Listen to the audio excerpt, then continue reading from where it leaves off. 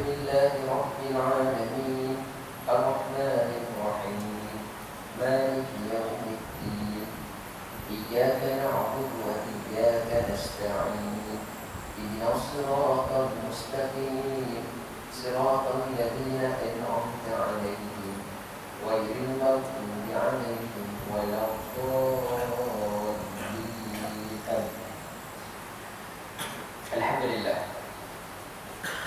الحمد لله الذي أرسل رسوله بالهدى ودين الحق ليظهره على الدين كله ولو كره الكافرون. أشهد أن لا إله إلا الله وحده لا شريك له وأشهد أن محمدا عبده ورسوله. اللهم صل على سيدنا محمد وعلى آل سيدنا محمد. سبحانك لا علم لنا إلا ما علمتنا إنك أنت العليم الحكيم. رب اشرح لنا صدورنا ويسر لنا أمورنا واحلل عقدة من لساننا يفقه قولنا. رب يسر ولا تعسر يا كريم. أعوذ بالله من شر ما أجر ومحاذر. Hadir Tuan Imam, Tuan Bilal, Tuan Pengurusi Masjid, peserta puasa, puan-puan, muslimin-muslimat, rahimahumullah. Alhamdulillah, syukur kepada Allah Subhanahu Wa Taala, ya, kita dapat sambung lagi lah berada di rumah Allah ini, ya, dalam keadaan suasana sekarang ni, ya, yang kemungkinan boleh jadi balik seperti kita sebelum ini, ya, tak boleh nak ke sini, kan? Kita dah merasai dah beberapa bulan yang lepas bagaimana kita tak dibenarkan untuk berada di rumah Allah ini. Walaupun keadaan sekarang ini teruk, kita nampak makin teruk, asalnya kita nampak kita dah kubur ni, di bawah 10, tiba-tiba naik balik, ya? Dan kena pula siapa saja kena, ya? Tak kira orang baik ataupun orang tak baik, siapa saja, ya? Apabila Allah datangkan musibah tu tak pilih orang, ya? Dia tak kira orang alim ke, orang yang tawaduk ke, banyak amal ke, atau orang paling jahat pun, semua kena. Sebab tu Allah kata, macam mana kita ni apabila berhadapan dengan musibah. Allah kata, alladzina idza asabatkum musibah, orang ataupun manusia yang apabila Allah uji kepada mereka dengan musibah lah ni kan, qalu, dia akan mengucapkan, dia akan mengungkapkan, dia akan menyebut, inna lillahi wa inna ilaihi raji'un. Semua ni adalah daripada Allah. Semua ni yang berlaku ni adalah kehendak Allah. Dan sesungguhnya nanti kami, jadi kita ni semua ni, nak tak nak akan kembali kepada Allah. Itu dia. Mana dia tuan-tuan? Musibah ni setiap zaman akan ada. Setiap zaman akan ada Allah uji dengan musibah, ya, sebagai satu peringatan kepada kita. Adakah dengan musibah ini akan menyebabkan kita semakin jauh kepada Allah? Adakah dengan musibah ini menyebabkan kita semakin lalai ataupun semakin melepaskan diri kita daripada hubungan kita dengan Allah?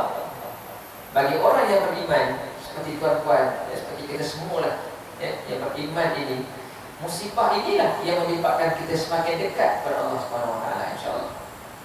Ya, kalau itulah yang berlaku, itulah sebagai satu daripada kemenangan kita. Kita menang apabila berhadapan dengan musibah. Kalau kita makin jauh, maknanya kita kalah. Ya, sebab itu tuan-tuan, kita tengok sekarang ni lah, kan, apa yang merunsingkan kita sekarang, apa yang membimbangkan sekarang ni, apabila kita tengok semakin ramai orang yang menjauhkan diri daripada masjid, ya, semakin ramai orang yang dah tak rasa apa kalau tak pergi masjid. Jumaat kalau dulu penuh, Sekarang ni bila dijadikan separuh, ada pula tempat kosong.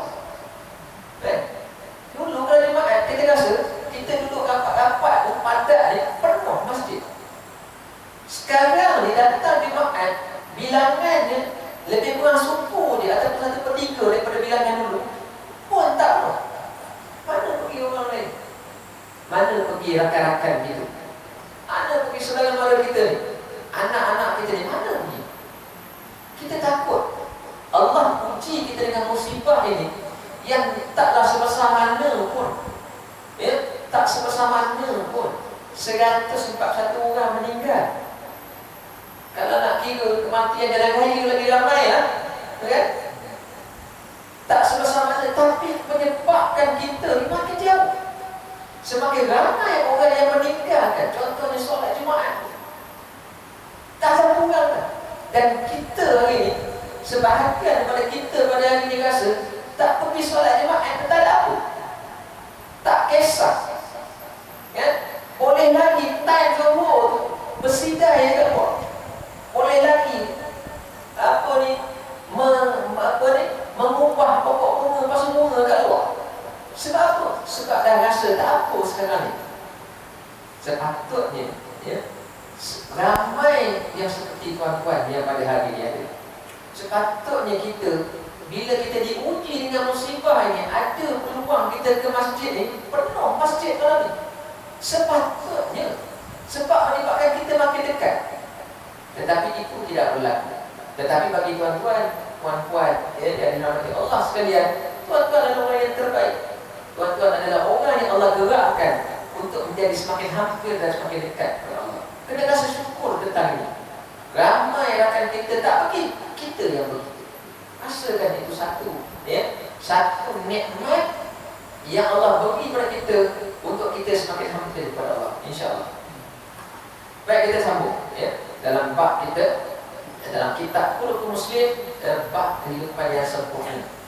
Dalam bab ini, Syekh Muhammad Al-Ghazali ini, dia menceritakan tentang bagaimana keadaan Nabi, bagaimana perlakuan Nabi dan juga sikap Nabi yang kita kena tengok, dan itulah yang kita kena ikuti.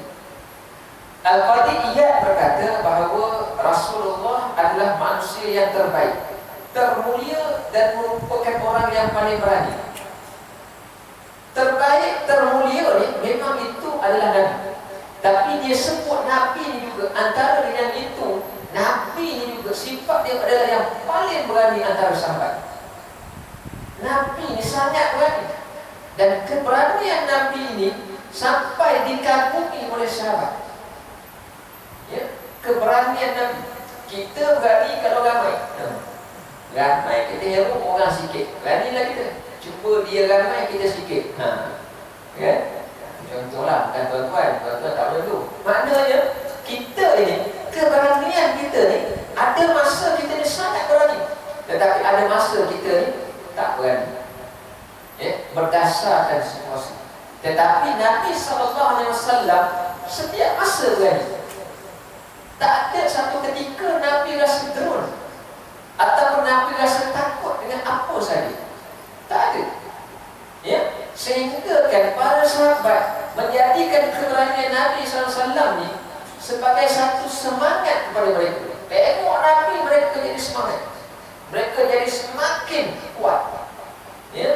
Semakin bermotivasi. Satu contoh yang lebih bagi dia tadi. Pada suatu malam, orang-orang Madinah takut. Satu malam di kota Madinah ni, ada dengar bunyi suara yang pelik, yang sangat menggerunkan. Suara teriakan yang kuat. Tak tahu suara apa. Tak tahu suara apa, tak tahu makhluk apa. Sangat kuat. Jadi orang di Madinah bila dengar suara tu menjerit tengah malam, bukan menjerit minta tolong. Ni suara yang keluar seolah-olah satu benda yang luar biasa, tak pernah dilihat. Tapi suara tu ada. Orang Madinah dengar, jadi orang Madinah jadi takut. Mereka terus berlari menuju ke suara itu. Jadi yang lelaki lelaki ni di kota Madinah ni boleh dengar suara ni, mereka keluar daripada rumah pergi ke arah suara itu dengan pedang masing-masing, pergi tengok apa benda. Ketika mereka dalam perjalanan nak ke tempat dengar suara itu, mereka berselisih dengan Nabi. Nabi baru balik dari sana. Ya, dalam perjalanan nak ke sana, Nabi patah balik naik kuda. Ya, mereka bertemu dengan Rasulullah yang telah kembali daripada tempat suara tersebut. Rupanya Nabi dah sampai dulu. Mereka ni bila dengar suara, fikirlah berdapur dekat mana ni, cari tu senjata. Ya, tengok dulu orang lain keluar. Ya, dia ramai keluar baru pergi. Baru nak menghala ke sana, selisih dengan Nabi. Nabi dah balik ke sana. Nabi dah pergi dulu kat situ. Ya, baginda orang pertama menuju ke sana dengan menunggang kuda milik Abu Talha. Yang maknanya Nabi dah pergi. Nabi dah dengar suara itu.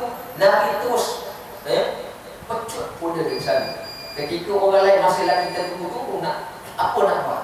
Tapi Nabi SAW telah pergi sana sambil membawa pedang. Setelah itu, bila berselisih dengan sahabat yang nak ke sana, Nabi kata tak apalah, jangan takut, selesai. Apa benda? Wallahu a'lam. Sahabat pun tak tahu sebab apa. Sebab mereka tak sampai lagi, Nabi dah pergi dulu. Nabi settle dulu. Itu. Ketika itu Nabi ini siapa? Nabi ini siapa ketika itu? Nabi ini adalah ketua kepada penduduk di kota Mekah. Apa nak panggil? Presiden, Perdana Menteri, Gubernur ke apa ke? Itulah Nabi ketika itu. Dia kepala kepada orang kota Madinah. Dia pergi dulu. Dia tak hantar orang lain. Kalau kita WhatsApp, kita tengok apa benda tu. Contoh kita lah kan. Kalau kita ni WhatsApp dalam grup, dia pergi sekejap tengok apa benda tu. Dah tahu nanti tolong beritahu. Kita nak tahu dia apa benda tu. Tapi Nabi tidak seperti itu. Nabi dia pergi dulu sebelum orang lain pergi.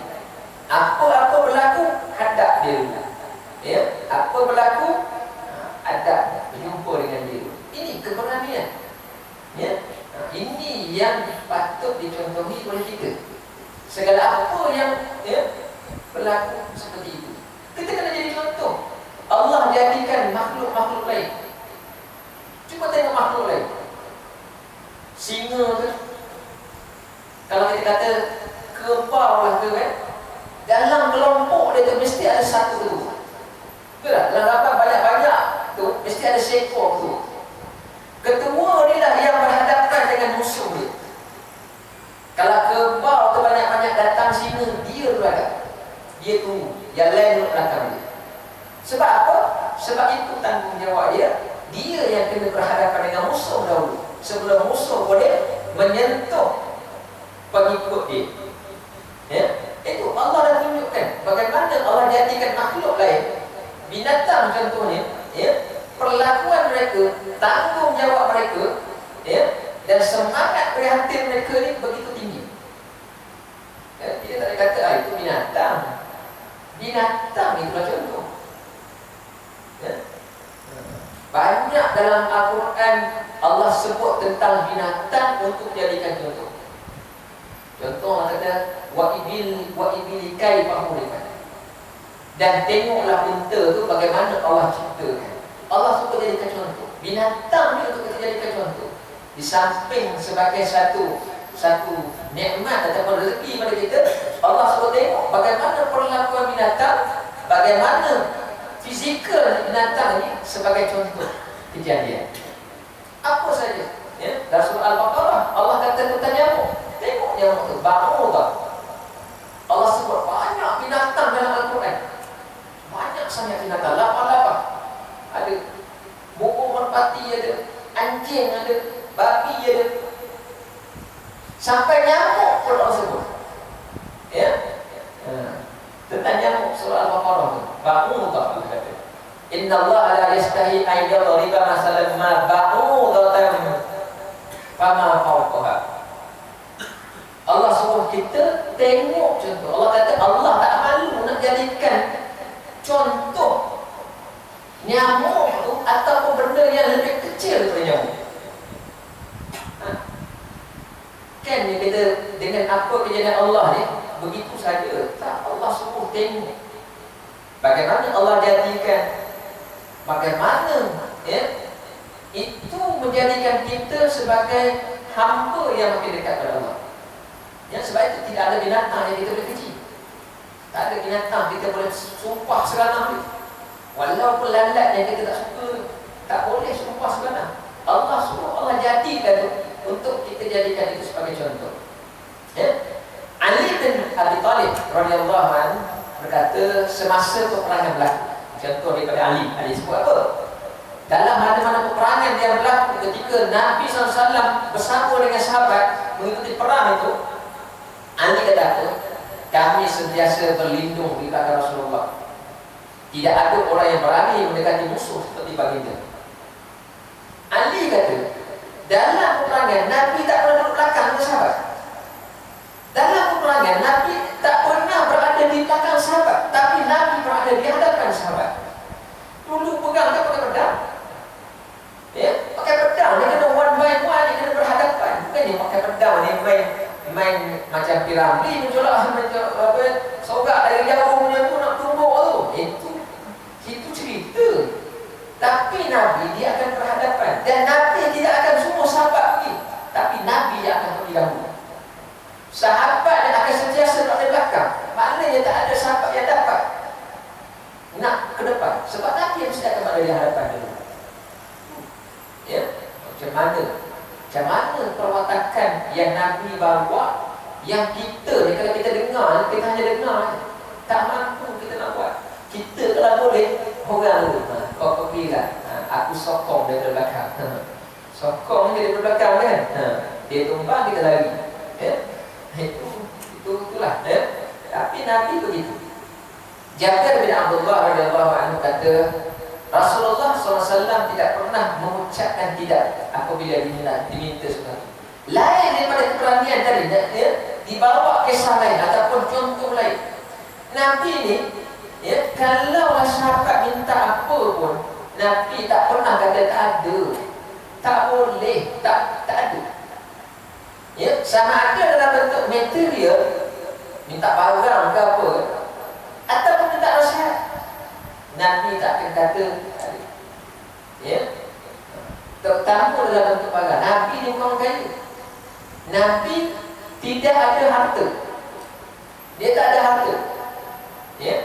Dia tak ada simpanan. Dia simpanan tak ada. Kita simpanan dalam bank ada. Kalau tak ada dalam bank pun dalam pos mesti ada. Kan? Dalam pos kita mesti ada simpanan. Tidak pun RM10. Datang 200, 300 kan, kita mesti ada. Tapi Nabi tidak ada. Nabi tidak ada. Tetapi siapa saja yang minta, Nabi akan penuhi. Khadijah radhiyallahu anha pernah berkata kepada Rasulullah SAW. Khadijah pernah nasihat Nabi ketika di Mekah.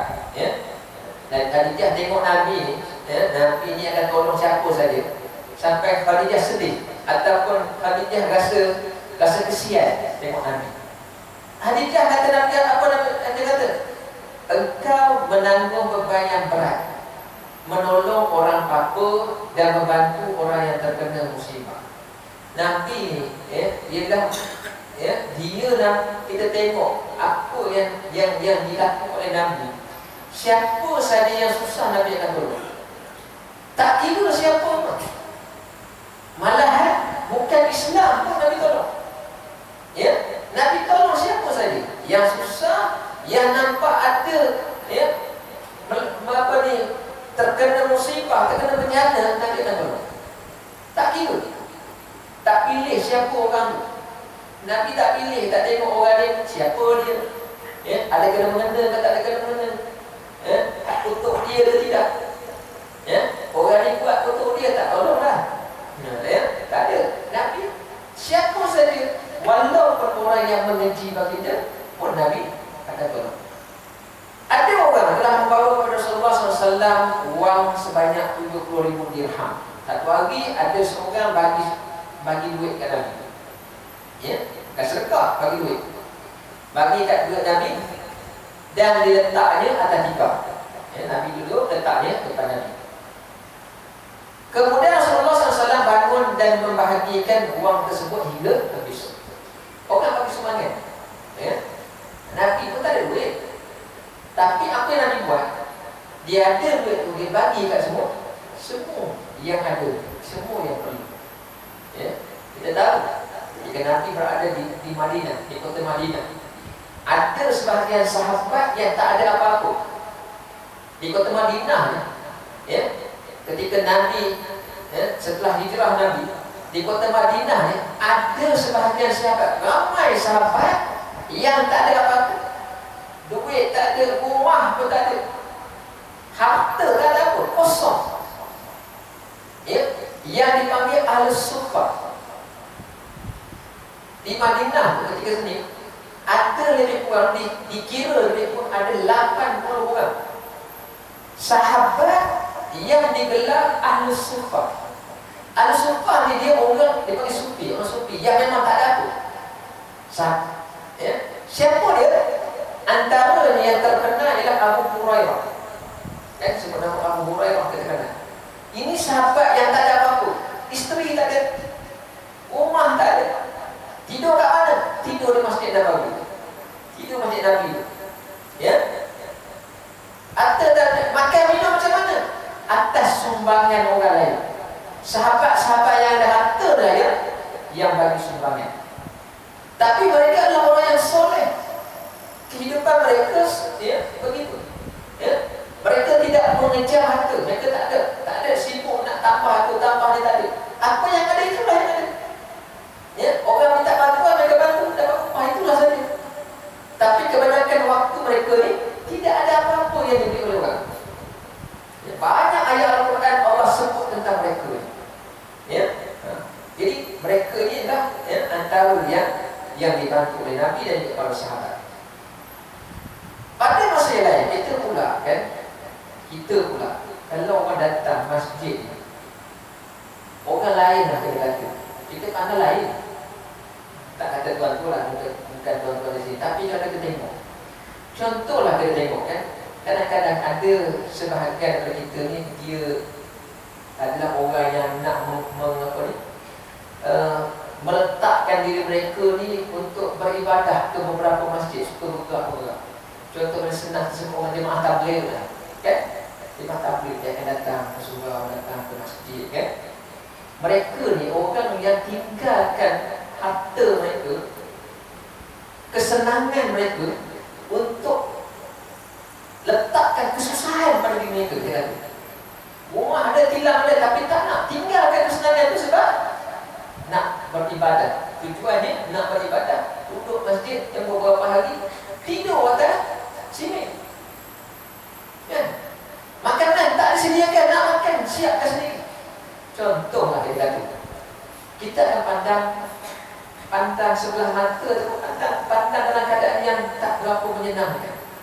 Tapi tuan-tuan, zaman Nabi, sahabat-sahabat Al-Suffah ni lagi teruk daripada itu. Memang mereka ni tak ada apa, tapi dipandang baik oleh sahabat-sahabat lain, sentiasa dibantu.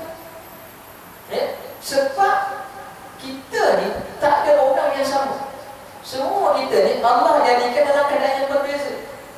Duduk satu tempat, kerja sama, tapi income dia atau rezeki dia tak sama, walaupun gaji sama.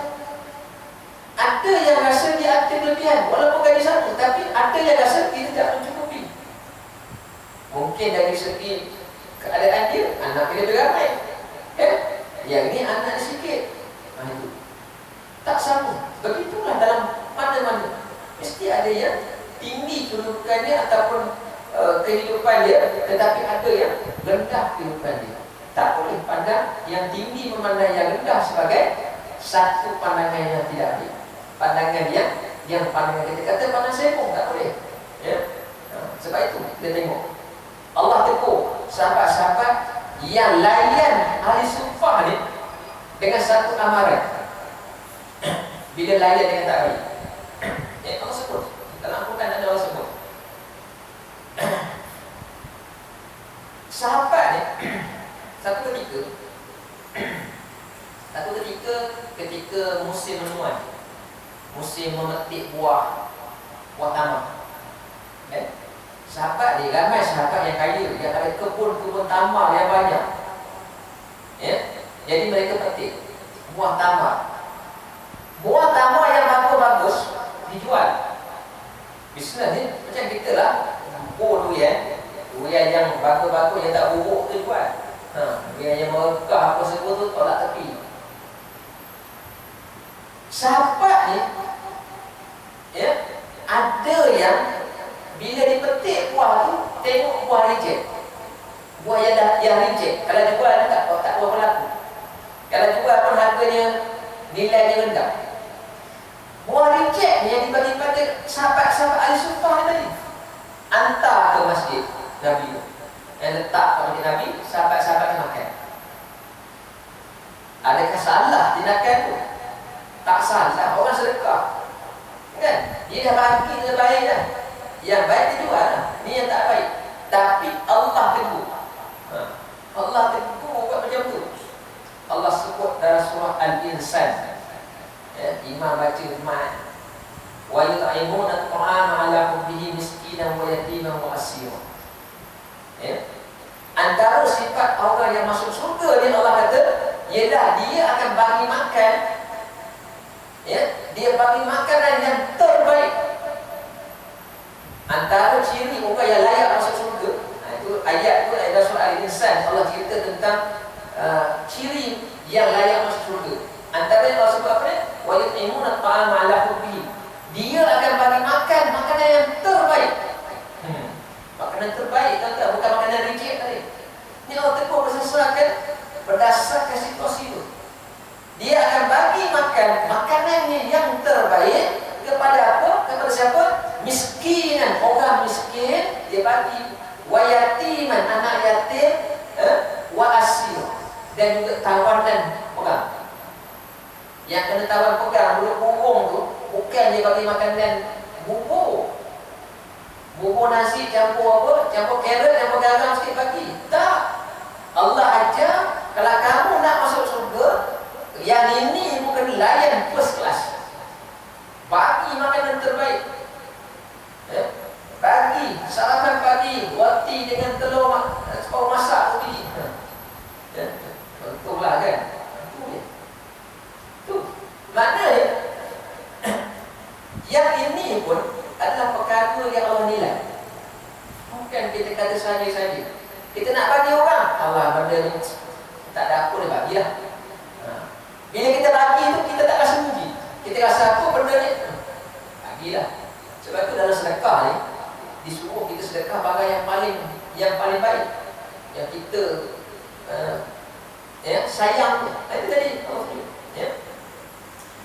Pada masa yang lain telah datang seorang kepada Rasulullah SAW minta tolong. Dan satu hari ada seorang datang mengaku kepada kita. Lalu bagi dia jawab. Ada seorang datang ke Nabi minta, ya Rasulullah, bagilah apa-apa yang ada di saya, tak ada apa. Minta sesuatu sebagai apa, perbelanjaan dia untuk dibelanja. Nabi memang tak ada apa. Kata tadi, Nabi kepada kita dalam pos kita, dalam poket kita ni mesti ada. Nabi kosong, tak ada. Tak ada apa dalam poket dia. Nabi tak ada apa. Nabi kata, ja'a rajulun fasal. Datang seorang lelaki, maka dia minta. Faqala lahu ma min indi syai'. Nabi kata, aku tak ada apa ni. Kat saya dia tak ada apa. Kat saya pun tak ada apa nak bagi ni. Poket pun kosong, kat rumah pun tak ada. Walakin ta'aliyya fa idza ja'ana syai'un qadainahu faqala lahu ma kallafaka Allahu ma la taqdiru alayhi akhiran nabi zalika. Faqala rajulun minal ansari ya Rasulullah anfaqa wa la takhaf min di arsi iqlal. Nabi kata, aku tak ada apa nak bagi ni. Jadi kalau nak kau tengoklah apa yang ada ni. Apa yang ada kat aku nak tengok, ambil jual. Nabi kata, apa yang ada dalam kat Nabi ni, apa yang ada, apa yang bernilai tu, ambillah. Kalau selendang bernilai, ambillah jual. Sebab Nabi memang tak tahu. Kita macam mana? Boleh tak kita sampai macam tu? Ambillah gajah ini. Tapi Nabi sampai tak tu, saya tak ada apa sekali. Saya nak bagi pun tak ada apa. Tapi cuba tengoklah, cuba tengok apa yang ada ni. Ambil, jual. Ketika itu Umar radhiyallahu anhu berkata pada Rasulullah SAW. Umar bila tengok Nabi sampai tahap macam tu, suruh kata ambil dia apa yang ada ni, jual. Apa sajalah, selendang ke, slipper Nabi ke, ambil jual. Umar rasa apa? Rasa sepak, rasa terharu. Umar rasa Nabi punya tu. Apa kata Umar? Ya Rasulullah. Umar kata, ya. Nah, Umar kata, ya Rasulullah, Allah tidak memaksa sesuatu di luar kemampuanmu. Betul kata Umar. Umar kata, ya Rasulullah, Allah tak suruh kita buat la yukallifullahu nafsan illa wus'aha. Ya? Allah takkan bebankan kita dengan sesuatu yang kita tak mampu nak buat. Betul lah mereka kata, ya Rasulullah, Allah tak suruh kita buat yang kita tak mampu ni, tak payah buat. Ya? Itu tadi. Allah tidak akan memberatkan kita dengan sesuatu yang kita tak mampu. La yukallifullahu nafsan illa wus'aha, baca dalam ayat kamu Rasul kan. Itu. Betul Umar cakap. Tetapi bila Umar cakap macam tu, Rasulullah rasa tak senang, menunjukkan muka, mimik muka yang tak senang dengan jawapan apa ni, nasihat Umar tadi. Sebab Nabi bukan macam tu. Nabi tak mampu pun dia akan cari jalan untuk jadi mampu. Tak mampu tapi cari jalan untuk jadi mampu. Ya. Kemudian salah seorang sahabat dari Ansar berkata kepada Rasulullah, dia kata, ya Rasulullah, berilah aku punya pada, dan janganlah engkau khawatir kekurangan rezeki dari penguasa arus. Sahabat dari Ansar ni, ya Rasulullah, tak bagilah Rasulullah apa yang ada bagi. Janganlah kita rasa kita akan, bila kita bagi, kita akan tak ada rezeki kita. Dengan sebab kita bagi, kita akan jadi muflis, kita jadi pokai. Tak ada. Jangan fikir macam tu. Fatabassama Rasulullah alaihi wasallam wa arrafa al-bashar fi wajhihi wa qala bihadza ulita. Bila sahabat Ansar dibagi nasihat macam tu, semua Nabi bagi juga apa? Yang tadi bila Umar nasihat tadi, Nabi agak berubah muka macam tak senang ataupun tak setuju dengan pandangan Umar. Bila sahabat Ansar cakap bagi, berubah muka Nabi, Nabi pun tersenyum. Senyum Nabi, ya, dengan mukanya yang nampak berseri-seri, sebab ada sahabat yang memberi nasihat yang itu yang Nabi nak. Ya, maknanya tak mampu memang satu hal, tapi bukan dengan alasan tidak mampu dia tak bagi. Kita kena usaha supaya kita menjadi mampu.